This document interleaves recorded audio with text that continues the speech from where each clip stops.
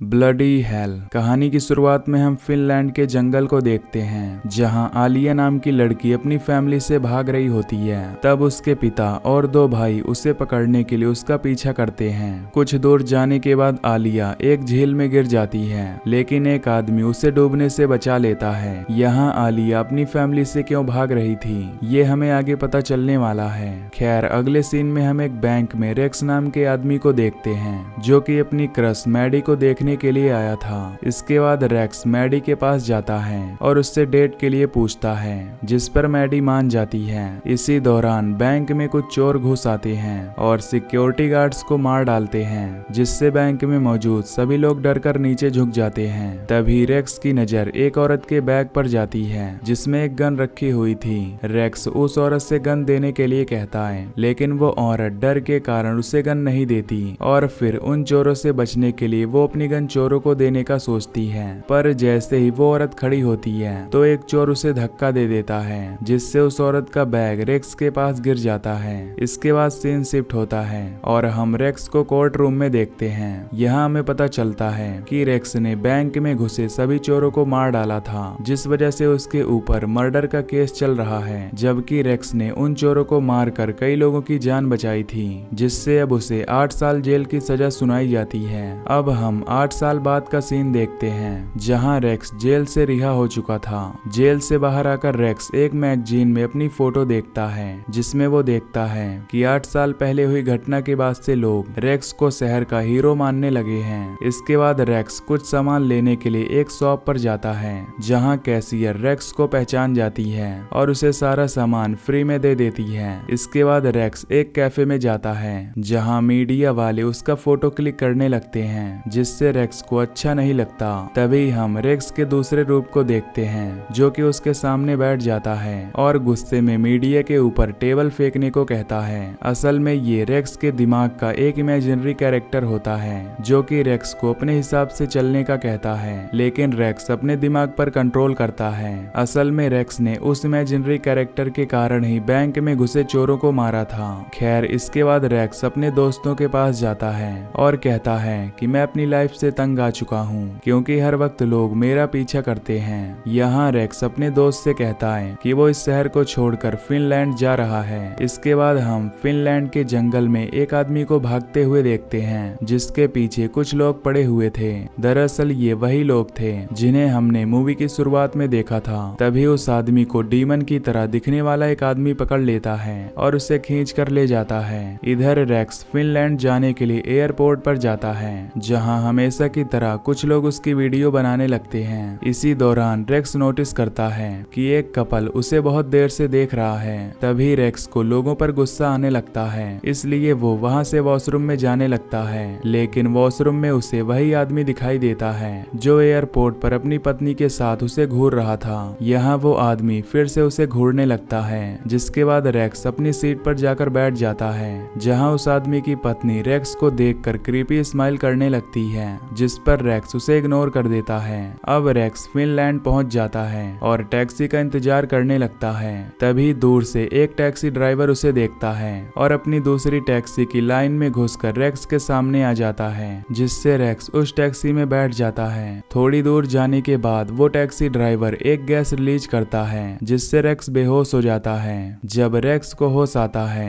तो वो देखता है कि किसी ने उसको किडनैप कर लिया है। यहाँ रेक्स को किडनैपर्स ने एक बेसमेंट में बांध कर रखा हुआ था। तभी रेक्स नोटिस करता है कि किडनैपर्स ने उसके एक पैर को काट दिया है। ये देखकर रेक्स चीखने की कोशिश करता है, लेकिन तभी उसका इमेजिनरी कैरेक्टर आ जाता है और उसे अपना मुंह बंद रखने के लिए कहता है, क्योंकि अगर वो चिल्लाएगा तो किडनैपर्स उसके पास आ जाएंगे और उसे मार डालेंगे। खैर, यहाँ पर हमें पता चलता है कि रेक्स का इमेजिनरी कैरेक्टर उससे काफी ज्यादा इंटेलिजेंट है, इसलिए वो अपने ऑब्जर्वेशन को देखकर कहता है कि जो कपल तुम्हें एयरपोर्ट पर देख रहे थे उन्हीं ने तुम्हें किडनैप किया है। तभी रेक्स अपनी इस हालत पर रोने लगता है, जिससे उसका इमेजिनरी कैरेक्टर परेशान हो जाता है। इसलिए वो रेक्स को वहां से निकलने के तरीकों के बारे में सोचता है। हालांकि उसके हाथों को किडनैपर्स ने बहुत टाइट बांधा हुआ था, जिस वजह से वो रस्सी को खोल नहीं पाता। तभी इमेजिनरी कैरेक्टर उससे कहता है कि अगर तुम्हारे पास किडनैपर आएगा तो तुम्हें बेहोश होने का नाटक करना पड़ेगा। इसके अलावा वो अपने आसपास बहुत सारी साइकिल्स देखता है, जिससे वो समझ जाता है कि इस घर में जरूर कोई बच्चा है, जिसका मतलब जिन लोगों ने रेक्स को किडनैप किया है वो एक फैमिली है। इसी दौरान हम उस फैमिली को देखते हैं जो कि घर के सेकंड फ्लोर पर सोने के लिए चले जाते हैं, लेकिन उस फैमिली का सबसे छोटा बच्चा ओलावी अभी तक नहीं सोया था,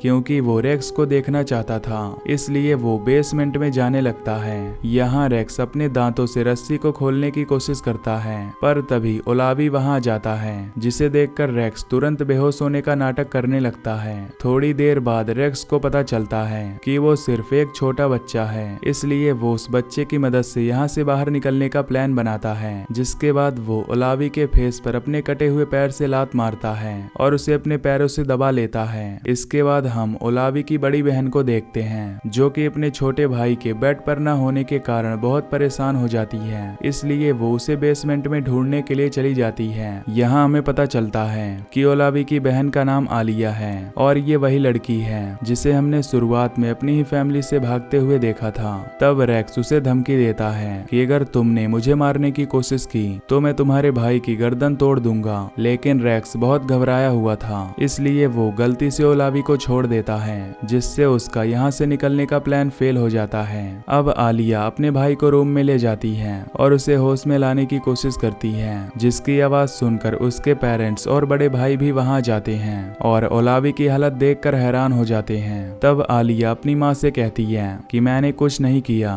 और ओलावी बेड से गिरकर बेहोश हो गया है, पर उसकी माँ उसकी कोई बात नहीं सुनती और उसे थप्पड़ मार देती है, क्योंकि उसे लगता है कि आलिया ने ही उसके छोटे भाई को चोट पहुंचाई है। यहाँ हमें पता चलता है कि आलिया अपनी फैमिली जैसी नहीं है, जिस वजह से कोई भी उसे पसंद नहीं करता। अब सभी लोग ओलावी को हॉस्पिटल ले जाते हैं। यहाँ आलिया अचानक मुस्कुराती है और रेक्स से शादी करने का सपना देखने लगती है, जिसका मतलब है कि आलिया को रेक्स से पहली नजर में ही प्यार हो गया था। इसके बाद आलिया तुरंत रेक्स को देखने के लिए नीचे जाती है और उसके पैर का इलाज करती है। इसके बाद वो रेक्स को बताती है कि मैं तुम्हें पसंद करती हूँ। साथ ही वो रेक्स को अपनी फैमिली की सच्चाई बताती है कि मेरी फैमिली लोगों को इसलिए किडनैप करती है ताकि मेरा बड़ा भाई उन्हें खाकर अपना पेट भर सके। ये सुनकर रेक्स हैरान हो जाता है, क्योंकि कुछ समय बाद वो भी आलिया के बड़े भाई का खाना बनने वाला था। खैर आलिया बताती है कि मेरे बड़े भाई को जन्म से ही एक डिसऑर्डर है, जिस वजह से वो इंसानों का मांस खाने के लिए तरसता है। जब मेरा भाई छोटा था तब उसने पिता को काटना शुरू कर दिया था, तब से ही मेरी फैमिली ने उसकी भूख मिटाने के लिए लोगों को किडनैप करना शुरू कर दिया। लेकिन मैं इस चीज के लिए सहमत नहीं थी, क्योंकि हर रात मैं किसी न किसी को मरते हुए देखती थी, इसलिए मैंने कई बार फैमिली से दूर भागने की कोशिश की, पर मेरी फैमिली मुझे हमेशा ट्रैक करके पकड़ लेती थी और फिर मुझे सजा के तौर पर एक लकड़ी के पिंजरे में कैद कर देती थी। अपनी कहानी सुनाने के बाद आलिया को रेक्स पर तरस आने लगता है, इसलिए वो उसकी हेल्प करने के लिए एक चाकू को फर्श पर छोड़ देती है और रेक्स को वो चाकू खुद उठाने का कहती है, जिसके बाद रेक्स किसी तरह उस चाकू को उठाने में कामयाब हो जाता है और फिर अपनी रस्सी को काटने की कोशिश करने लगता है, जिस दौरान आलिया के भाई रेक्स को मारने के लिए बेसमेंट में आ जाते हैं, जिन्हें देखकर रेक्स तुरंत बेहोश होने का नाटक करने लगता है, जिससे आलिया के भाई उसे बेहोश देखकर अपना इरादा बदल लेते हैं। इसी बीच रेक्स का इमेजिनरी कैरेक्टर वहां आता है और गुस्से में उन लोगों से कहता है कि मैं तुम सबको मार डालूंगा। इसके बाद आलिया के भाई की नजर रेक्स के पैर पर जाती है, जो कि आलिया ने पट्टी करके बांध दिया था। ये देख वो तीनों भाई गुस्से में आलिया के रूम में चले जाते हैं, लेकिन आलिया बेसमेंट में ही छिपी हुई थी।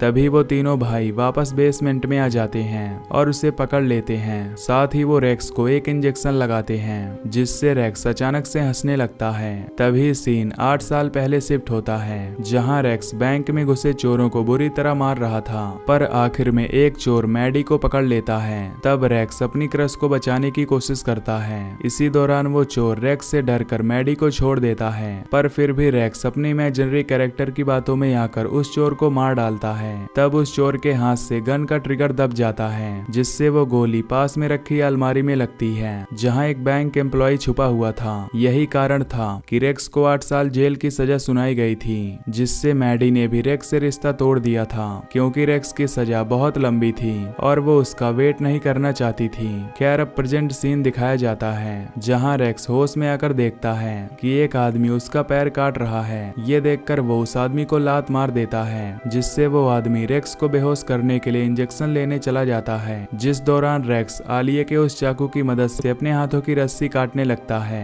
अब जैसे ही वो आदमी उसके पास वापस आता है तो रेक्स अपने चाकू को उस आदमी के कान में घुसा देता है, जिससे उसकी वहीं पर मौत हो जाती है। जिसके बाद रेक्स अपनी सेफ्टी के लिए कुछ हथियार ढूंढने लगता है। तब उसे कुछ टूल मिलते हैं जिनकी मदद से वो यहाँ से बाहर निकलने का सोचता है। साथ ही रेक्स अपने टूटे हुए पैर में एक गोल्फ क्लब बांध लेता है और बेसमेंट से बाहर जाने लगता है। तभी उसका इमेजिनरी कैरेक्टर आलिया को भी उसके साथ ले जाने का कहता है। इसके बाद रेक्स घर से बाहर निकल जाता है। दूसरी तरफ आलिया के पेरेंट्स हॉस्पिटल से घर आ जाते हैं और घर के सामने खून के धब्बे देखकर समझ जाते हैं कि रेक्स घर से भाग गया है। इसलिए वो दोनों जल्दी से अपने घर के अंदर जाते हैं और अपने बच्चों को रेक्स के भागने पर डांटने लगते हैं। अब सभी को डर लगने लगता है कि रेक्स पुलिस को उनके बारे में सब बता देगा, इसलिए वो सभी अपने घर से भागने का प्लान बनाते हैं। तभी हम रेक्स को देखते हैं जो कि अभी भी घर के अंदर एक टेबल के नीचे छुपा हुआ था।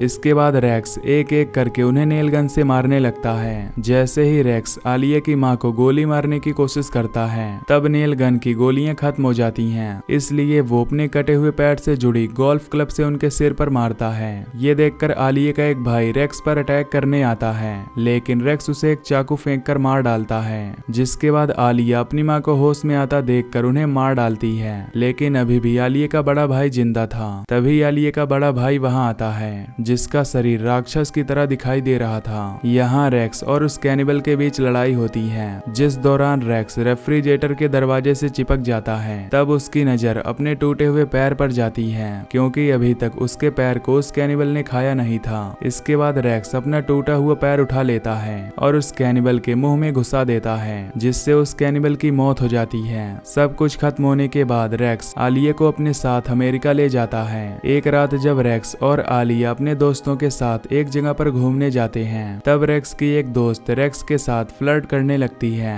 यहाँ हमें पता चलता है कि आलिया का भी रेक्स की तरह एक इमेजिनरी कैरेक्टर है, जिससे वो जीलस होकर उस फ्लर्ट करने वाली लड़की को मार रहा है। इससे पता चलता है कि रेक्स और आलिया दोनों एक दूसरे के लिए ही बने हैं। इस बीच हम आलिया के सबसे छोटे भाई को देखते हैं, जो कि अब पूरी तरह से ठीक हो चुका है और अपनी फैमिली की मौत का बदला लेना चाहता है। और इसी के साथ ये मूवी यहीं पर एंड हो जाती है।